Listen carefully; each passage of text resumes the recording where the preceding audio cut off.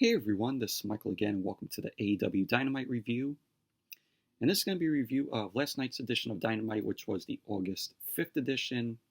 Of course, Dynamite was from the Daily's Place in Jacksonville, Florida. And I just got done watching Dynamite. Couldn't watch it last night. I was at work, so I ended up DVRing it. So, just got done watching it. And I gotta say, I enjoyed Dynamite this week. Thought it was a very good show. We had a 12-man tag team match with the Dark Order versus the Elite. And we also saw the Best Friends, Chucky T and Trent, versus Santana and Ortiz. And we also saw Matt Cardona in his AEW in-ring debut. He was tagging or teaming with Cody to take on Alex Reynolds and John Silver of the Dark Order. And in the main event, we saw the AEW World Championship on the line, Jon Moxley defending the title against Darby Allin. So, and of course, we also had the debate against Jericho and Orange Cassidy, and a certain someone who we all knew because they spoiled it online, which was terrible, in my opinion. They should have kept that as a big surprise and not leak out and spoil it online. So, but when that guest came out, I wasn't surprised though, because like I said, it was spoiled online. So, but all in all, Dynamite was a good show last night. Enjoyed it a lot. Now, before I get into the Dynamite review, I want to talk about the AEW Women's Tag Team Cup Tournament, which took place on their YouTube channel on Monday. So, if you guys want to watch this tournament, AEW is going to be premiering, future matches in this tournament every Monday night at 7 o'clock. So definitely go check that out. But we had two matches on that tournament that we saw this past Monday.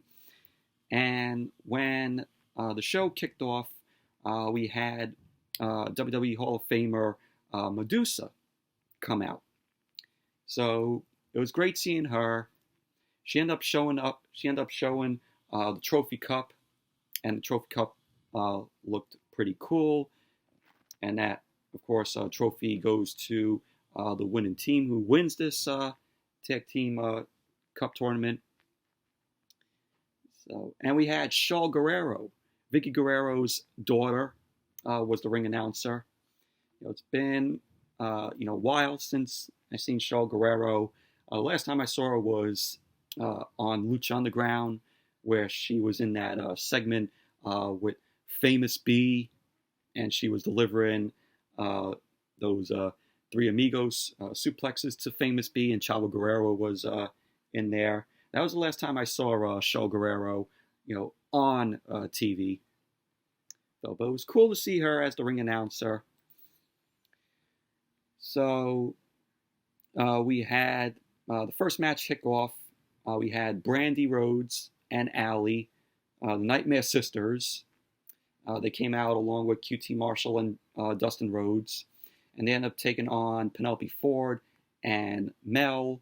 Of course, Penelope Ford was out there with Kip Sabian. Kip Sabian was out there. So, but this match, was a okay match. But Brandy Rhodes ended up getting the win. She ended up hitting a spear on Mel. So there you go. Brandy Rhodes and Allie advance in this tournament. The Nightmare Sisters advance. So, but it was an okay match.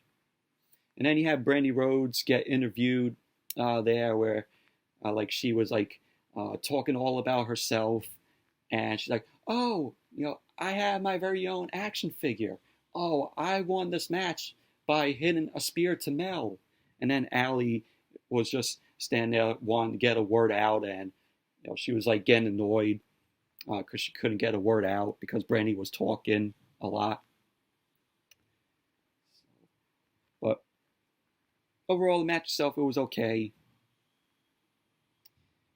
And then he had the last match on that night of the tournament, which we saw on Monday. So we saw Anna Jay and Tay Conti. I think that's how you pronounce her last name. But Anna Jay, she's part of the Dark Order. She ended up taking on Nyla Rose and Ariane Andrew.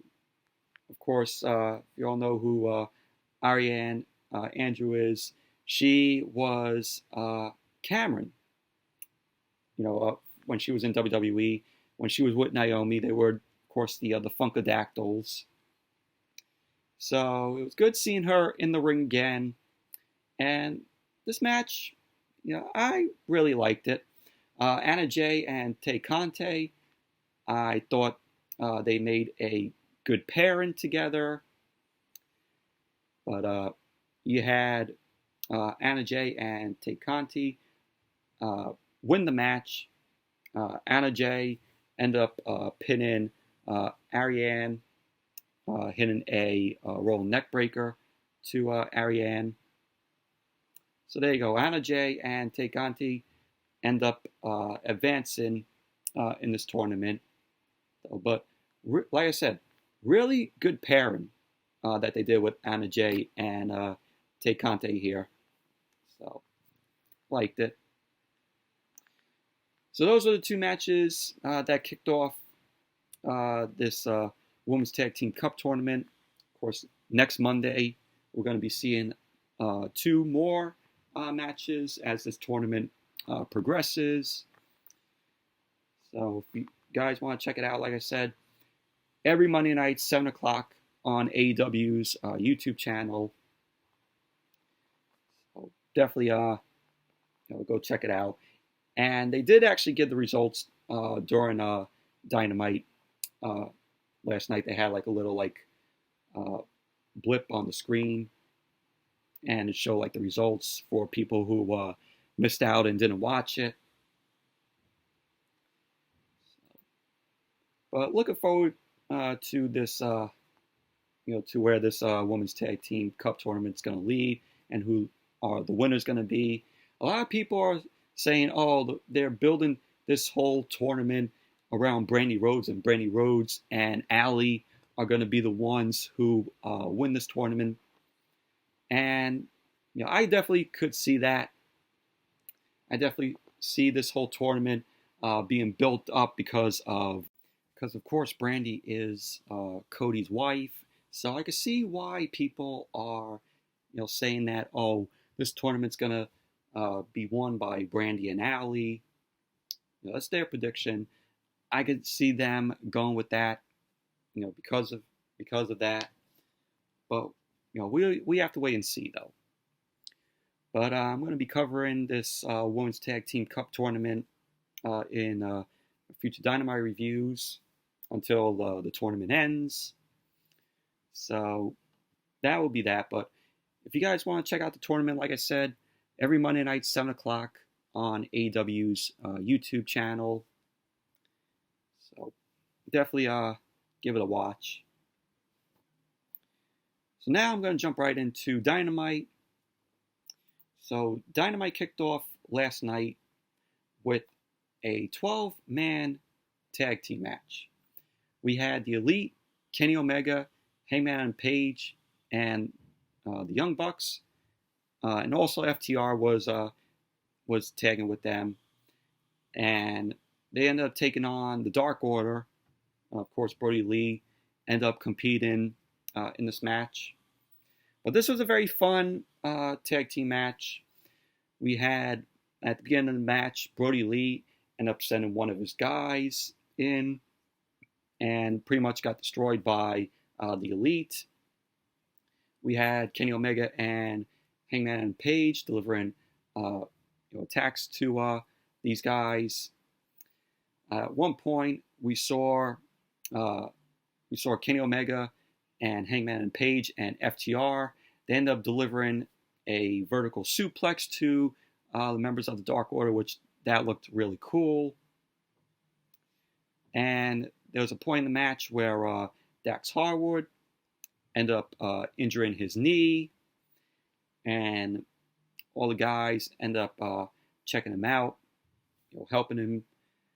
So we had Kenny Omega ends up tagging in, ends up hitting a gut-wrench powerbomb, and the Dark Order then attacked Omega and the Bucks, and Harwood was being taken to the back. So then Hangman and Page end up coming back out, got back into the match, and they end up unleashing, Page, Omega, and the Bucks end up unleashing on the Dark Order. And the match ended with the Dark Order getting the win because Brody Lee ended up delivering a discus clothesline to Hangman and Page. So there you go. Dark Order ended up picking up the win. But overall, very fun 12-man tag. A lot of action that happened here. But yeah, awesome 12-man tag. And then we saw the best friends, Chucky T and Trent. They ended up pulling up to the Daly's place. They were riding in Trent's mom's van. I think his mom's name was Sue. So they end up driving up in her van. And we see them get out. And they're facing Santana and Ortiz later on in the night. And I'm like, if they pulled up in the van, something's going to happen to the van. Which I will get to explaining. So then we went to Jon Moxley, the AEW World Champion, kind of promo. Moxley ended up saying that when he was younger, he struggled with a lot of demons. He ended up saying that he'd go to the ring, and it was like he was wrestling with ghosts. He said people who cared about him would often try to talk him out of doing dangerous things. So Moxley ended up saying that some of those things he changed looking back on now. And some things he wouldn't change. He ended up saying that he gets why Darby Allin wants his title, wants the AEW World Championship. Moxley ended up saying that now he's the one trying to advocate for safety and common sense. Moxley went on to say that Darby Allin is his favorite guy in AEW. And he doesn't want to be the one that ends his career. But he ended up saying once he signed the contract, he becomes just like everyone else. So Moxley ended up saying that when it's time to stay down, just stay down. He ended up saying, I know you're not going to listen though, because I wouldn't. And so that was the other promo that Moxley ended up cutting, but it was a very good promo from Moxley. Him taking on Darby Allin later on in the night, which was the main event. A good promo from Moxley. And then we had the best friends, Chucky T and Trent, versus Santana and Ortiz. And this was a pretty decent match. You had, at the beginning of the match, Santana and Chucky T end up kicking off the match. You had Chucky T, again, a first pinfall attempt to Santana. And Orange Cassidy, of course, wasn't at ringside here because he was doing the debate with Jericho. So then, at the end of the match, we had the best friends end up winning, and Trent ended up rolling up Ortiz for the win. So there you go. The best friends end up winning the match. Overall, decent match between them. And so then we went to MJF. MJF was in his campaign headquarters, and he was given an update about his campaign. And throughout the night, we saw MJF 2020 signs that were hung on the barricade. It said MJF 2020, we deserve better. So those signs were hanged up on the barricades at ringside. So MJF ended up saying that they are shipping posters out all over the world. And MJF ended up taking some gum, ended up putting it in his mouth. He got some gum from one of his campaign workers there. So he eats the gum. He says he hates it. So he fires that person. So then we had someone behind the camera end up asking MJF, what if Darby Allin wins the AEW World Championship tonight? And Darby Allin, MJF ended up taking shots at Darby Allin. He ended up saying, "Oh, the 125-pound emo kid." So he called Darby Allin an emo kid. So he ended up saying, yeah, that would really suck to wrestle him. And so MJF then ended up heading off. And then he asked this woman, Nina, about the poll. And MJF was leading the poll over Moxley. And that was that, but very cool with MJF there. If you have an MJF, promo or segment, you just gotta listen to what the guy has to say. Guy is entertaining. The guy is future championship material. There you go. And then we had Matt Hardy in the ring. Although he on his name he was being called Matthew Hardy, but I'm still gonna call him Matt Hardy, not Matthew Hardy, because everybody's used to calling him Matt Hardy, of course. So he was in the ring, and he was talking about having a blast with being able to show off all his personas. That's taking shots right there at WWE with Matt Hardy there. He says he listens to his audience. And Jeff Hardy ends up saying that he wants to focus on being him, though, on screen. He ends up saying that off screen he wants to keep helping others, and he ends up bringing up Private Party, which Matt Hardy ends up saying, he's, just like him and his brother, he sees, Private Party as, them, as him and Jeff. So he ends up saying that he tried to do the same with Sammy Guevara. He tried to help Sammy Guevara. And Matt Hardy ended up telling Guevara that he should get away from Chris Jericho and the Inner Circle. And Matt Hardy ended up saying, he tried to help Guevara get him away from Jericho and the Inner Circle, and Guevara didn't listen. So Matt Hardy ended up saying that Sammy Guevara once climbed out from under the ring and attacked him. So Matt Hardy ended up saying that he decided to give it back to Guevara.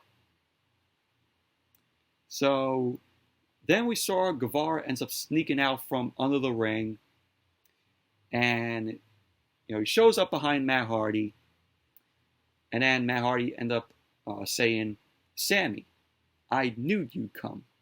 So he turns around. Him and Guevara end up brawling in and out of the ring. Matt Hardy ends up slamming Guevara through a table on the outside. And Sammy ends up, Matt ends up setting up a table on the outside, sets it up. Guevara ends up fighting back. He ends up throwing a chair at Matt Hardy's head, which, looked brutal. Like, it really looked like it hit Hardy in the face with it. So because of that, we saw Matt Hardy was busted open from the chair shot. He was bleeding, quite a bit. So Matt Hardy was on the table. He was laid across the table. Guevara goes up to the stage, and he ended up leaping off the stage with a splash onto Matt Hardy, crushing Matt Hardy through the table. So then we saw the shot of Matt Hardy bleeding from his face, and that was that. But really crazy shot of Hardy, bleeding from his face. So, that was that. But I liked what Matt Hardy had to say in his promo. Hopefully, Jeff Hardy ends up making his way out of WWE and going to AEW and join Matt Hardy there and join his brother there. But who knows? We have to wait and see. And then we went outside of the Daily's place. Santana and Ortiz end up having, weapons with them. And they're just destroying the hell out of the best friend's van, Trent's mother's van. They end up breaking the windows of the van. They spray paint the hood of the van. And they end up writing Sue on the hood of the van. It was all in red spray paint. And they were like, "Tell your moms what's good." And Ortiz ended up sending the sledgehammer into the windshield, and the sledgehammer ended up sticking through the windshield. And that was that. Like I said, when they bought in the van, I was like, yep, that van's going to be destroyed. So we saw that. And then we had, another tag team match. We had Cody, the TNT champion. He was teaming with Matt Cardona, who, a.k.a. Zack Ryder, when he was in WWE. This was his in-ring debut. And they were taking on Alex Reynolds and John Silver of Dark Order. And this was a pretty decent match. Matt Cardona had some good shots in this match to Reynolds and Silver. Got some good offense here. And Matt Cardona, he still has in his video entrance, like how he had, the Zack Ryder words whenever he came out. It just had, the same design, but, MC on it. But that was really cool that, he kept that style in his entrance. His entrance opening. But, this was a pretty cool match. This was a pretty decent match. We had Cody and Matt Cardona win the match. Cardona ends up hitting his finisher, which, of course, was the Rough Rider in WWE, but now they're calling his finisher here Radio Silence.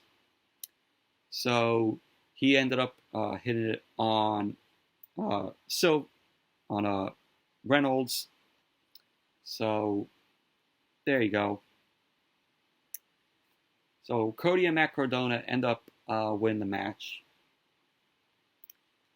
Post-match, you had Cody and Cardona smile to each other. And then Cody ended up making his way to the back. Scorpio Sky ended up coming out. He ended up blocking Cody for a little bit. He looked at the TNT Championship on Cody.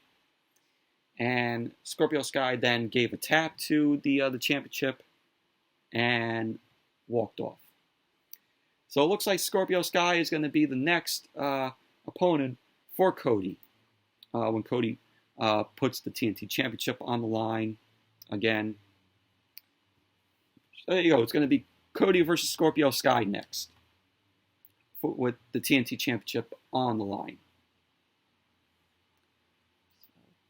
All in all, decent match from Cody Matt Cardona and Alex Reynolds and John Silver. So then after that, we saw the best friends, Chucky T and Trent. They were outside near Trent's mom's destroyed van. And they weren't happy at all with Santana and Ortiz. Trent ended up calling Santana and Ortiz cowards for what they did to the van. Chucky T ended up saying that all they had to do was ask for a rematch. So Trent ended up saying they are going to personally apologize. Santana and Ortiz are personally going to apologize to his mom by speakerphone. So there you go. That was what happened. And then next we had the debate, the AEW Super Wednesday Debate 2020 between Jericho and Orange Cassidy. And lo and behold, Eric Bischoff was the moderator for this debate, which, happy to see Bischoff back on TV. And it's been a while since, we've seen Bischoff on TV. And it was cool of him being the moderator. But when he came out and when Justin Roberts announced he was the moderator, I wasn't surprised at all because these people end up spoiling it online. They're like, oh, Bischoff is going to return to AEW. Oh, Bischoff's going to be the moderator of this debate between Jericho and Cassidy. So when that was announced, I wasn't even surprised. I would have been surprised if they didn't spoil it online. But it was cool to see Bischoff again. So Bischoff comes out, ends up sitting at the table that was set on stage. He ends up saying that he has 5 different questions for the debate. And he ends up saying that neither wrestler have seen these questions. So Orange Cassidy then ended up coming out first. And then Jericho came out. Jericho came out along with Jake Hager. And Hager was holding up the white jacket that Cassidy destroyed with the orange juice. And I'm like, why do they still have this jacket? I'm like, throw it away before it gets, much more worse and smelly. So Jericho, when he made his way out, he was in a nice dark suit. So then the debate ended up happening. Jericho was on the left side. If you're watching on TV, Jericho was on the left side. Orange Cassidy was on the right. And Jericho was asked, why does, him and Cassidy hate each other so much? So Jericho ends up thanking Orange Cassidy for dressing for the occasion. And Cassidy was just dressed in his regular, gear. And Cassidy ended up pulling out a clip-on tie. And he ended up attaching it on him, which was funny. So Jericho then says, this is why he hates Orange Cassidy. He ends up saying that Cassidy is a flash in the pan and a nobody. So Cassidy was then asked for his response by Bischoff. Oh, and I gotta get these because I put them up here. No, I didn't. But hold on a minute. I had to get my shades here. I got my my nice orange Cassidy shades right here. I gotta do a parody of how he was here. So Orange Cassidy was asked by Bischoff, for what his response was, and then this was Cassidy. He was like,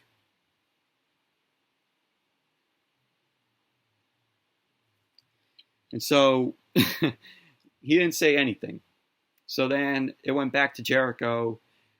Bischoff ended up asking, who is the best wrestler? Who was the biggest star?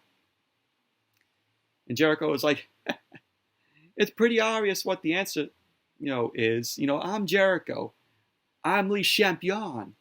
I'm the demo god. So, and then he ended up trash talking Orange Cassidy even more. And Cassidy's just there like,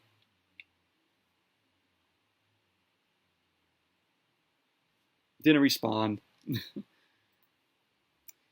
So the third question was asked by Bischoff, and Bischoff ends up asking the third question, which revolved around global warming. He was asked about rising sea levels and the dangers it has to the worlds. So Orange Cassidy, of course, and Jericho ends up saying, "Oh, let's move on." So Orange Cassidy then, rattles off on a ton of facts about the rising sea levels, which I thought was hilarious. And then he had, when Orange Cassidy was explaining all that, Jericho had a shocked look on his face. He was like, it was hilarious. This whole thing was just brilliant. It was very good. And Jericho, like I said, had that shocked look on his face. He was just astonished at what Cassidy was saying. So Bischoff ended up asking the next question. And the question was, why is Orange Cassidy so popular? So Jericho chimes in. He ends up calling Cassidy a pimple on the ass of professional wrestling. And he says fans at home can relate to a lazy, entitled nobody. And Jericho ends up saying that next week he wants the $7,000 for his damaged jacket. And he says then he's going to leave AEW and go back to being a juice guy at a mall, as what he was referring to Orange Cassidy. He was telling Orange Cassidy that. So Bischoff explained the last question is why this match means so much to both Jericho and Orange Cassidy. So Jericho then ended up going on to talk. Cassidy ended up telling Jericho to shut up. And Cassidy ended up saying that he doesn't care about Jericho, but he does care about the match next week. Cassidy went on to say that this match is the biggest match of his life and the biggest match of Jericho. I mean, we did see these guys in a match together, and the first match that they had, simply one of Jericho's best matches in AEW so far. But Cassidy ended up taking his glasses off, ended up telling Jericho to look at the man who's going to beat and embarrass him next week. So Bischoff ended up declaring Orange Cassidy the winner of this debate. And Jericho couldn't believe it. And Jericho was pissed. Jericho said to Bischoff that he hasn't liked him for 20 years. And Bischoff ends up retaliating to Jericho and says, "Oh, it's been 24 years. And that he knows exactly how he feels, how Jericho feels." So then Jericho had enough. He let Hager attack Orange Cassidy. Hager was throwing a bunch of shots to Orange Cassidy. And Hager then ended up putting Cassidy's hands in his pockets. Jericho then ends up hitting the juice effect and ended up knocking Orange Cassidy out cold. And when he hit the juice effect to Orange Cassidy, he knocked the shades off of Cassidy. And then you had Chucky T and Trent end up coming to the ring, chased off Jericho and Hager. And that was that. But this whole debate between Jericho and Orange Cassidy was great. It was brilliant. It was good TV. And, more for their match setup next week on Dynamite. So it's going to be Jericho versus Cassidy Part 2. Definitely looking forward to seeing it. Well, that was that. But like I said, this whole Jericho-Cassidy debate was good. It was good TV. So then we saw Tony Schiavone. He ended up asking Britt Baker who she picked to face Big Swole. So if Big Swole won the match, she gets a shot at Britt Baker at a point. So we all know it's going to happen at All Out. Hopefully Britt Baker is all healed up before All Out. So Britt Baker ended up picking Reba to face Big Swole. So Reba couldn't believe it. Baker ended up telling Reba to get in the ring. And what was funny was when Reba tried to get in the ring, she had trouble getting inside of the ring, which was funny though. But she got in the ring. Big Swole made her way out. The match was short. Big Swole won the match, of course. Discus forearm to Reba. That was that. So Big Swole's still going to get her shot at Britt Baker. It's going to be at All Out, hopefully, if Britt Baker is all healed up before the All Out comes.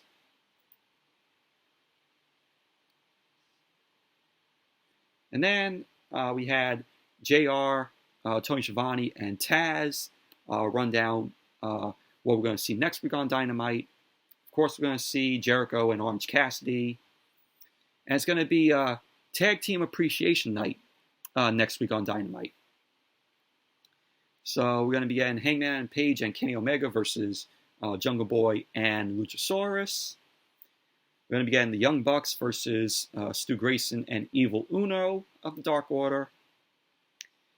We're going to have Cody versus Scorpio Sky. That's set for next week for the TNT Championship. And we're going to get appearances by the Rock and Roll Express, Tully Blanchard, and Arn Anderson. And this whole tag team appreciation night is going to be hosted by FTR. So that's what we're going to be looking forward to on Dynamite next week. So looks like it's going to be a stacked show for Dynamite next week. So then we went to the main event. Moxley versus Darby Allin. AEW World Championship on the line. And when Darby Allin ended up making his way out, he headed to the ring and he wore a paper mask of Moxley's face, which I thought was funny. So he ended up keeping the mask on as the match ended up beginning. And then when Moxley made his way out, he stared at Darby Allin. He stared at that paper mask of his face. He ended up punching Darby Allin so hard in the face. He ended up ripping off the paper mask. And he punched Darby Allin hard. And because of that, Darby Allin was already bleeding from the mouth. So Darby Allin ended up slapping Moxley in the face. Moxley ended up continuing to beat up Darby Allin. Darby ended up hitting a springboard arm drag to Moxley, kicked Moxley out to the ramp, hit a suicide dive. There was a point in the match where Wardlow made his way out. He was distracting the referee. MJF then ran into the ring, and he ended up smacking Moxley with the AEW World Championship. And then he ran through the crowd. Wardlow ended up making his way back. And Moxley's head was busted open because of that shot that MJF did with the title. And then Darby Allin ended up hitting a coffin drop to Moxley. Moxley was struggling to get up. Darby Allin ended up throwing some punches, delivered a shotgun drop kick. And at the end of the match, Moxley ended up winning ended up delivering the paradigm shift to Darby Allin. So there you go. Moxley ended up winning the match, retaining the AEW World Championship. And post-match, we saw Moxley was having some words to Darby Allin. We went backstage. MJF was pissed off that his plan backfired and didn't work. So he ended up storming out of there. So Moxley was shown continuing to talk with Darby Allin, who was conscious, who was barely conscious. And that was how Dynamite went off the air last night. So, but good match from Moxley and Darby Allin. Very entertaining. You know, at least Darby Allin had a shot to hopefully try to get the AEW World Championship. But we all knew the outcome of it. We all knew Moxley was going to retain. But yeah, so that was Dynamite last night. Very enjoyable show. Very good show last night. So anyways, that's it for my review of Dynamite last night. Thank you all for watching. Hope you all enjoyed this review. And definitely give the video a thumbs up. Comment, subscribe. And there will be no SmackDown review tomorrow night. I'm going to be working tomorrow night. Just want to see. Yeah, I'll be working tomorrow night. So SmackDown review will possibly be up on Saturday. So be on the lookout for that. But anyways, thank you all for watching. Be sure to give the video a thumbs up, comment, subscribe, and I will see you all later.